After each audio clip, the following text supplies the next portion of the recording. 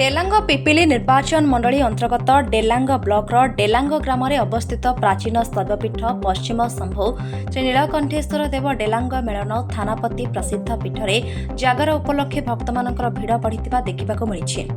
ପବିତ୍ର ଜାଗର ପର୍ବ ଅବସରରେ ଭୋର 5ଟାରୁ ଠାକୁରଙ୍କ ନୀତିକାନ୍ତି ଆରମ୍ଭ ହୋଇଥିଲା। ମୋଟ 10 ଘର ଶୈବପୂଜକ ସେବାୟତ ମିଶି ମହାପ୍ରଭୁଙ୍କ ମଙ୍ଗଳ ଆଳତୀ ଅଭିଷେକ ବେଶ ଓ ଭୋଗ ଆଦି ନୀତି ସମ୍ପୂର୍ଣ୍ଣ କରିଥିଲେ। ସକାଳଠାରୁ ମନ୍ଦିର ପରିସରରେ ଭକ୍ତମାନଙ୍କର ଭକ୍ତିମୟ ପରିବେଶ ଦେଖିବାକୁ ମିଳିଥିଲା। ଅନେକ ଶ୍ରଦ୍ଧାଳୁ ଦୀପ ପ୍ରଜ୍ୱଳନ କରି ଏବଂ ଜଳାଭିଷେକ କରି ମହାଦେବଙ୍କ ଆଶୀର୍ବାଦ ନେଇଥିଲେ। ମନ୍ଦିର ପରିଚାଳନା ପକ୍ଷରୁ ଶୃଙ୍ଖଳାବଦ୍ଧ ଭାବେ ଦର୍ଶନ ବ୍ୟବସ୍ଥା କରାଯାଇଥିଲା। ଜାଗର ପର୍ବ ଅବସରରେ ସାରା ଅଞ୍ଚଳରେ ଧାର୍ମିକ ଉତ୍ସାହ ଓ ଆଧ୍ୟାତ୍ମିକ ପରିବେଶ ସୃଷ୍ଟି ହୋଇଥିବା ରାତି 12ଟା ସମୟରେ ନୀଳକଣ୍ଠେଶ୍ୱରଙ୍କ ମହାଦୀପ ଉଠିଯାଇଥିଲା। ଡେଲାଙ୍ଗ ମେଳନ ପ୍ରସ୍ତୁତି ବୈଠକ ଅନୁଷ୍ଠିତ ହୋଇଥିଲା। ଡେଲାଙ୍ଗରୁ ପିଙ୍କୁନ ଜେନାଙ୍କ ରିପୋର୍ଟ, AM ମିଡିଆ 24। पूरगरं करुणावतारं संसारसारं भुजगेन्द्रहारं सदा वसन्तं हृदयारविन्दे भवं भवानी सहितं नमामि। शंकर भगवान की जय।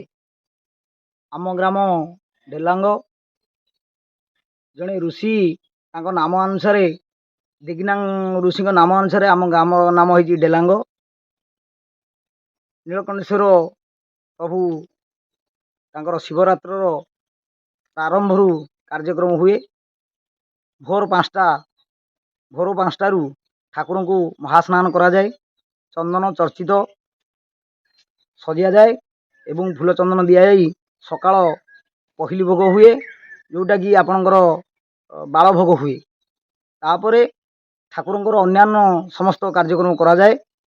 मध्याह्न खेचोड़ी भोग करा जाए, आलती करा जाए, मंगल आलती करा जाए, समस्त कार्य समापन करा जाए एवं संध्या बेलू ठाकुरंकर अन्यान्य नीतिकांति करा जाए। यही समय रे हमर ये ग्रामर समस्त भक्तवृंद आसिक सेठारे एकाठी हुअन्ति एवं आमर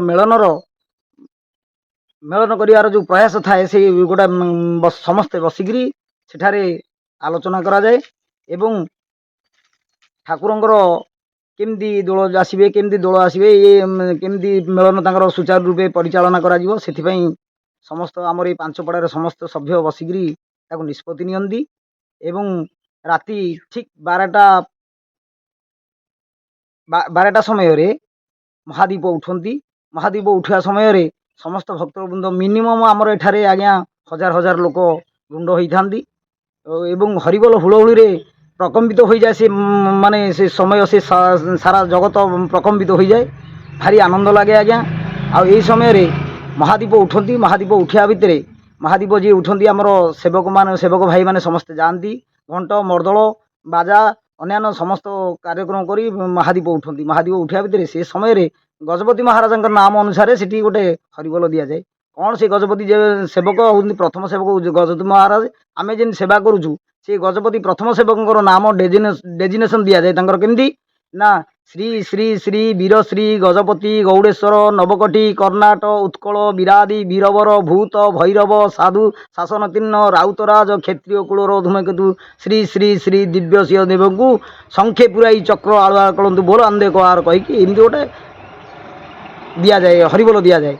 यही समय रे समस्त कार्य समापन पर प्रसाद सेवन व्यवस्था होता है एवं आमर एठी मिनिमम हजार हजार लोक आसिक प्रसाद सेवन करती।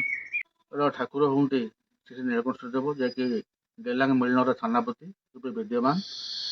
बहु आदिम पुरातन कालू प्रशासन यात्रा जागर दिन ही किभली भाव में मिलन परिचालन कर श्रृंखला कि बाणमरा कर लोक भक्त मान समागम जो हम ता केमी श्रृंखला शांति हो पार से पुलिस प्रशासन सहयोग लड़ तो सबू ये मीटिंग रे जागर दिन भक्त मैंने आसती दीपावली आलती प्रभु को उत्सर्गीकृत करती एवं जागर दिन 2-3 दिन धरी मीटिंग करा जाए।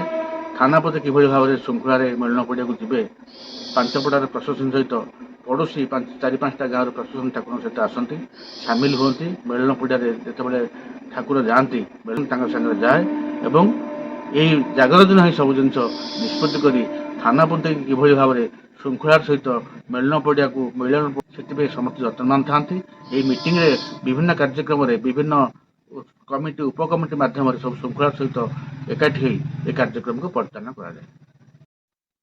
हरिबोल हुड़हुड़ी पड़ी ठाकुर महाधूप उठे।